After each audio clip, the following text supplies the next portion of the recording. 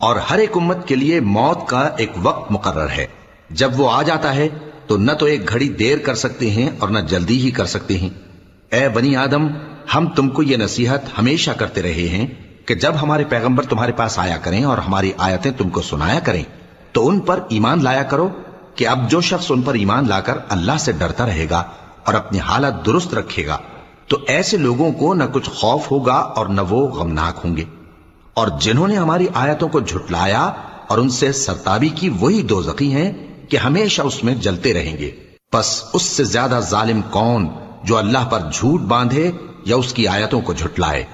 ان کو ان کے نصیب کا لکھا ملتا ہی رہے گا، یہاں تک کہ جب ان کے پاس ہمارے بھیجے ہوئے فرشتے جان نکالنے آئیں گے تو کہیں گے کہ جن کو تم اللہ کے سوا پکارا کرتے تھے وہ اب کہاں ہیں؟ وہ کہیں گے کہ وہ ہم سے گم ہو گئے، اور اقرار کریں گے کہ بے شک وہ کافر تھے۔ تو اللہ فرمائے